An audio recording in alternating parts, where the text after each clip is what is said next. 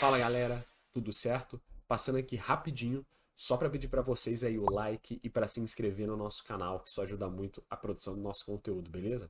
Valeu, espero que gostem aí do vídeo. Fala galera, tudo certo com vocês? Mais um vídeo aqui no nosso canal e hoje vamos fazer mais um X1. Hoje vamos fazer um X1 da Copa América, mais especificamente do jogo do Brasil, que é com certeza o melhor jogo dessas quartas de final, com muita sobra, já que é Brasil e Uruguai, que podia muito bem ser a final dessa Copa América também, né? Começando pelos goleiros. Os goleiros, assim, não só os goleiros, né, mas todo o elenco, uma explicação antes. Eu coloquei o que eu suponho que vai ser o time titular, tá? A mesma explicação que eu dei ontem, eu dou hoje, porque não necessariamente vão ser esses jogadores em campo, eu meio que selecionei o que eu considero que seja, baseado nos últimos jogos, e também coloquei eles meio que no mesmo posicionamento, mais ou menos, né, de equivalência. Não necessariamente eles fazem exatamente a mesma função, mas eu também tentei deixar um pouco equivalente, né, para fazer algum sentido também essa análise. Perfeito?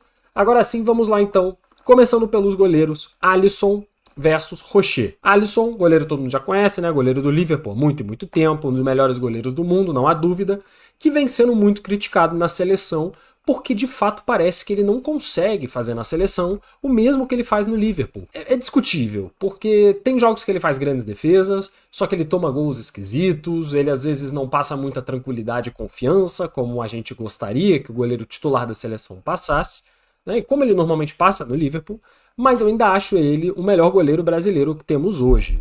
E ainda assim um dos melhores do mundo. Eu acho que top 5 goleiros do mundo, provavelmente o Alisson está. Mesmo que não esteja, talvez, na sua melhor fase de todos os tempos. Do outro lado, a gente tem o Rocher, que é atualmente o goleiro do Internacional, aqui do Brasil mesmo, e é também um grande goleiro. Só que aqui, cara, meu voto vai pro Alisson. E por quê? Porque o Rocher, ele não foi muito testado em altíssimos níveis, né? Ele tá no Inter, óbvio que é um alto nível, né? O Campeonato Brasileiro não é fácil, mas de qualquer maneira, ele não teve uma passagem pela Europa que ele pudesse se provar no nível que o Alisson já conseguiu se provar. O Alisson é campeão de Mundial de Clubes, campeão de Champions League, campeão de Premier League, né? Ele já foi campeão de tudo que ele participou. Já foi luva de ouro de N torneios, de fato falta na seleção. Só que eu não acho que o Rocher seja melhor do que ele. É também um bom goleiro, e talvez venha a ser ainda um goleiro melhor do que o Alisson já foi. Mas hoje eu escolheria o Alisson pro meu time. Continuando, na lateral esquerda, a gente tem um embate entre o Wendel e o Vinha. Eu acho que de certa maneira é um pouco nivelado por baixo, assim como quase todos os confrontos de lateral esquerda que a gente tem. Tá faltando, né? Parece grandes laterais esquerdos com mais habilidade real. E aqui eu acho que de novo a gente tem um pouco disso. Só que eu considero que o Vinha tem um pouco mais de capacidade ofensiva de futebol do que o Wendel. Então o meu voto aqui vai pro Vinha. Ele atualmente está jogando no Flamengo, ele já teve uma passagem pela Europa relativamente bem sucedida, mas um pouco curta. O Wendel atualmente joga, né? Ele joga no Porto, que é um grande time europeu, mas também não agrega tanto assim. Eu vejo o Vinha tendo mais capacidade ofensiva, mais capacidade de criação de uma jogada diferente do que o Wendel. E defensivamente eles meio que se equivalem. Então meu voto vai de fato pro Vinha. O próximo nome que temos na nossa lista já é de um zagueiro. Marquinhos contra Matias Oliveira. Eu não acho que tenha nem muita disputa, sendo bem sincero. O Marquinhos, ele é um excelente zagueiro, não há dúvida quanto a isso. Ele é um cara que, já mostrou o futebol dele em altíssimo nível na seleção brasileira durante vários anos, já participou de mais de uma Copa do Mundo. Mesmo que o Brasil não tenha ido longe, o Marquinhos ele sempre performou bem. Ele é um dos caras que é um experiente da seleção, ele é um dos líderes do elenco da seleção, com certeza, e é um dos caras de confiança também no PSG já tem muito tempo. Você já teve diversos craques, né, como o Messi, como o Mbappé, como o Neymar, e o Marquinhos sempre esteve lá, né, numa função muito menos midiática, mas dando muita solidez, digamos assim, para a defesa do PSG. O Matias Oliveira, por outro lado, né, ele é um pouco mais novo, né, ele tem 26 anos, e ele ainda não exatamente se mostrou tão bem assim ainda na carreira. Né? Ele jogava na Espanha, principalmente, assim, depois que saiu do Uruguai. Né? Ele jogou na Espanha, mas em clubes pequenos. Né? Eu me lembro dele jogar no Getafe. Eu acho que esse foi o maior clube que ele jogou na Espanha, que não é exatamente grande coisa. E aí ele foi pro Napoli e fez parte da campanha espetacular do Napoli na Série A ano passado. Então ele mostrou que tem futebol. Mostrou que é capaz de ser um grande zagueiro em nível europeu. Só que hoje eu escolheria o Marquinhos. Pela experiência, pela solidez, você acha que sabe mais do que vai ter tendo Marquinhos no seu time do que o Matias Oliveira. Então, pra mim, o voto é no Marquinhos. O outro zagueiro, né, formando a dupla de zaga, temos aí Éder Militão contra o Ronald Araújo. Esse é um nivelado pelo alto. Eu acho que os dois no auge, difícil saber quem que é melhor. Existe uma linha de pensamento sobre o Éder Militão, de que ele é um excelente zagueiro, mas eu já vi muita gente também falando que ele é um bom zagueiro, mas com limitações técnicas. Eu acho que o Éder Militão é um dos melhores zagueiros que a gente tem aí pelo mundo, não há dúvida. Só que o Ronald Araújo, pra mim, também é. E é muito curioso porque esse é um confronto Real Madrid-Barcelona, né? Eu tenho um voto por um motivo específico. O meu voto, ele vai no Ronald Araújo. E por quê? Porque o Éder Militão, no momento, tá ainda voltando da lesão. E eu não acho que ele esteja no maior potencial que ele pode ter, que ele já apresentou há algum tempo atrás. Então, hoje, eu acho que o Ronald Araújo é o melhor nessa disputa. Quando o Militão estiver em plenas condições, eu considero pau a pau. Eu acho que é um confronto bem assim, de dia. Tem uns dias que o Militão vai estar melhor, outros que o Ronald Araújo vai estar melhor. O Militão, ele passa um pouco mais de experiência, talvez, mas o Ronald Araújo tem mais uma capacidade física do que o Militão. Enfim, é bem parelho. Hoje meu voto vai para o Ronald Araújo. Para fechar a linha de zaga, vamos para o lateral direito. Danilo, pelo lado do Brasil, e o Nandes, né? O Narritan, acho que é Narritan que se fala, que é o lateral do Uruguai. Esse também é meio nivelado por baixo, né? Assim como a nossa querida lateral esquerda, digamos que a lateral direita não é, uau, grande coisa. Só que aqui não tem nem disputa, o meu voto vai para o Danilo, que é um lateral experiente, um lateral com rodagem em grandes times europeus. Ele traz segurança, experiência, mesmo que não traga tanta capacidade física, né, de apoiar tanto ataque, voltar para defender, até pela idade, né? Eu ainda acho que ele agrega muito mais como um lateral direito do que o Nandes, né? O Nandes, ele ainda não teve um breakthrough na carreira, que a gente chama, né? Um momento em que ele se destacou profundamente. A carreira dele, depois que ele saiu da América do Sul, foi jogar no Cagliari, que é um time bem medíocre na Série A, né, italiana. E ele ficou lá durante muitos anos, acho que foi uma coisa de 4, 5 anos, não saiu para nenhum outro grande clube e agora vai jogar na Arábia Saudita, né? Ele, pelo visto, ele já rolou essa transferência, só que ainda como não abriu a janela, ele ainda não se apresentou no Al-Qadisiyah, não sei pronunciar corretamente. Então, assim, é um cara que não conseguiu subir para um degrau maior dentro da Europa. Meu voto, então, vai pro Danilo, né? Até porque, sendo bem sincero, ninguém muito viu o futebol do Nandes durante a carreira dele, né? Ninguém vê os jogos do Cagliari, a não ser o torcedor do Cagliari. Começando a nossa linha de volância, eu coloquei aqui o João Gomes contra o Ugarte.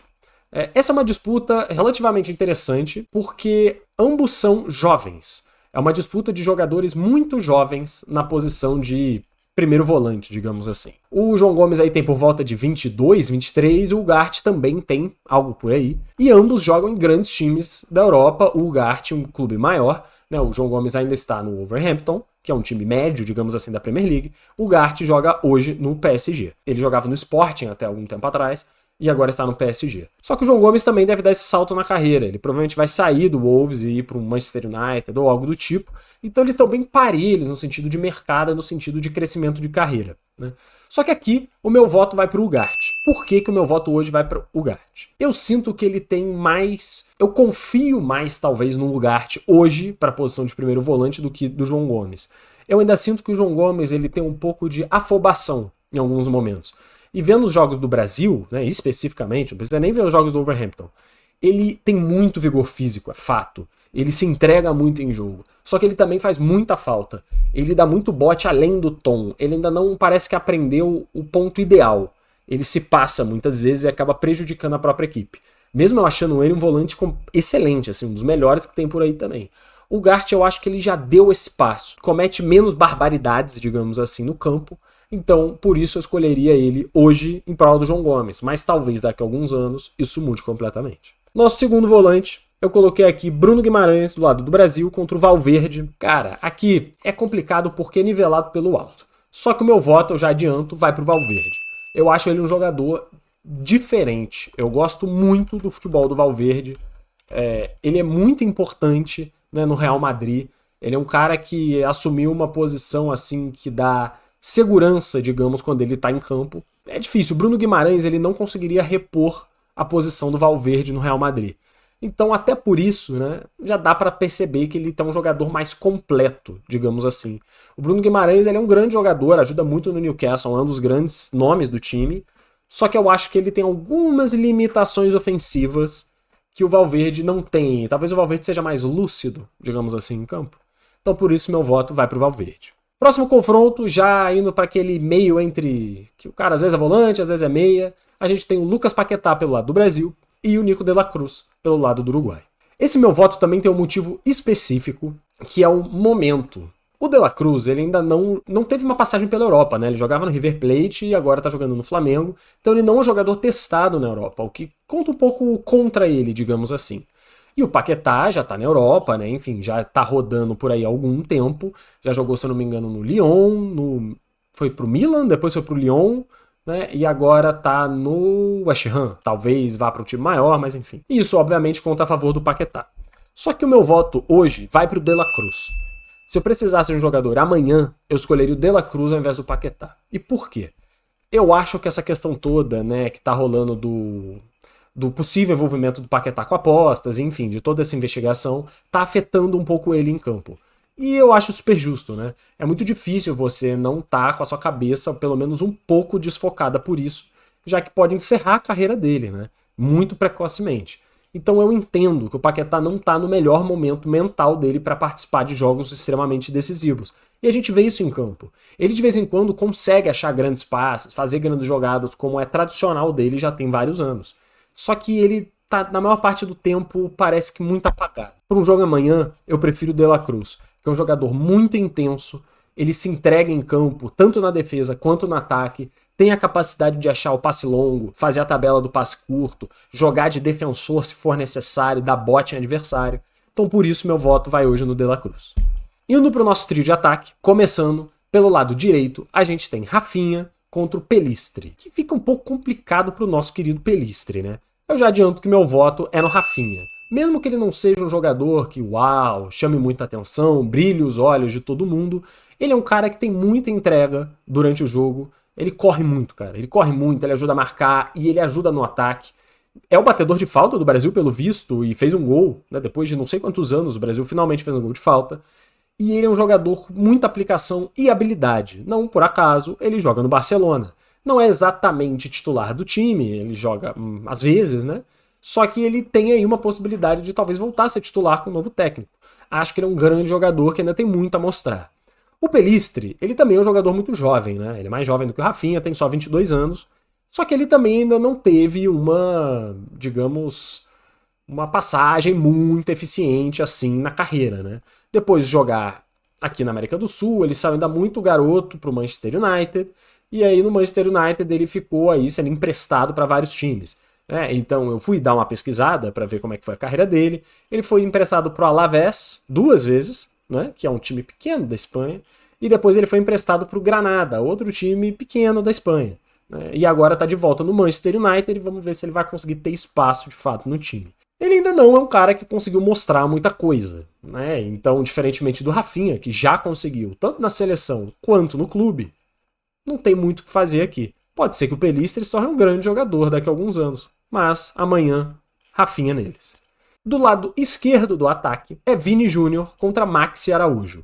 E essa talvez seja a discrepância mais absurda que a gente tem nesse X1. O Vinícius Júnior é cotado para ser bola de ouro e mesmo que não esteja entregando tudo isso, todo jogo pela seleção, porque a gente espera muito dele, ele ainda é um cara extremamente importante para o Brasil. Fez um jogo espetacular contra o Paraguai, o último jogo contra a Colômbia já não foi tudo isso, mas ele pode de novo fazer um jogo espetacular a qualquer momento. Não tem como não votar no Vinícius Júnior aqui, então meu voto é claramente para ele. Até porque o Maximiliano Araújo é um jogador que já tem 24 anos, ainda é jovem, é certo, só que ele ainda não fez nada, digamos assim, na carreira, né? Ele jogou no Uruguai, no início da carreira, e ele foi pro México. Jogou no Puebla FC e agora está no Toluca, que até que é um time relativamente interessante no México. Putz, assim, né? O campeonato mexicano é mais fraco do que o campeonato brasileiro. É um cara que ainda não jogou nem no campeonato argentino, nem no brasileiro, nem na Europa, nem em lugar nenhum. Eu não sei se é exatamente um jogador fantástico, né? Talvez em outras disputas ele pudesse ter mais chance, mas contra o Vinícius Júnior não tem a menor chance. Na nossa centroavância, né? Temos Rodrigo, pelo Brasil, e o Darwin Núñez do lado do Uruguai. Aqui cabe um comentário, né? O Rodrigo está colocado de centroavante porque o Brasil está jogando dessa forma. O Vinícius Júnior na esquerda, o Rafinha, ou o Savinho, seja lá quem for, na direita, e o Rodrigo jogando centralizado, muitas vezes mais como um falso 9, porque ele não tem a capacidade física para ser um centroavante de pivô e etc. Só que tem que entrar em algum lugar nessa discussão e é contra o Darwin Núñez, né? Até por esse comentário que eu fiz aqui, eu já adianto que o meu voto vai para o Darwin Núñez. E não porque eu acho ele um jogador melhor do que o Rodrigo.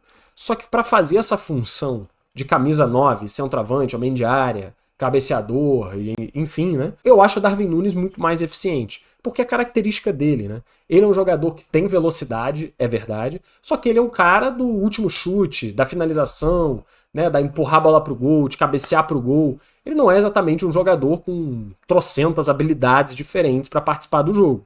O Rodrigo, por outro lado, é um jogador muito mais completo do que o Darwin Núñez. Ele tem a capacidade da finalização, de curta e longa distância, cobra escanteios, se quiser pode até bater falta. Ele tem o passe longo, o passe curto, ele é um cara com muito mais visão. Enfim, como jogador, o Rodrigo é muito melhor do que o Darwin Núñez, na minha opinião. Só que na função de camisa 9, o Darwin Núñez é bem melhor.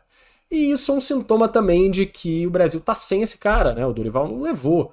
Tem até um reserva, né? Que agora me escapou o nome, que na teoria é esse camisa 9, só que a gente não tem, né? A figura talvez do Gabriel Jesus, ou do Richarlison, ou talvez do Pedro, que joga no Flamengo, que são centroavantes, né? De área mesmo.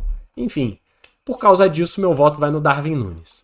Fazendo aqui um preview final, né? Como que ficamos? Voto no Brasil pro Alisson, pro Uruguai no Vinha. No Brasil, Marquinhos. No Uruguai, Ronald Araújo. Pro Brasil, Danilo. E pro Uruguai, Ugarte, Valverde e De La Cruz. Pro Brasil, Rafinha e Vini Júnior. E o Uruguai ganha esse 11 contra 11 com o Darwin Núñez.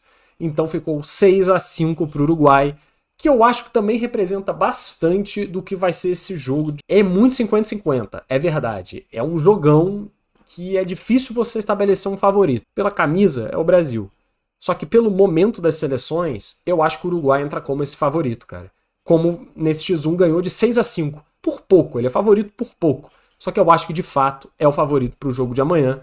Mas vamos ver, né? Às vezes entrar como underdog também ajuda o Brasil a conseguir um resultado melhor. Acabamos aqui então o nosso X1 pro jogo do Brasil. Espero que vocês tenham gostado do conteúdo. Vamos trazer mais na semana que vem, não há dúvida. Vejam também nossos outros vídeos. O canal tá quase chegando em 500 inscritos, então espalhe aí pra todo mundo. Espero que vocês tenham gostado. Um forte abraço e até a próxima.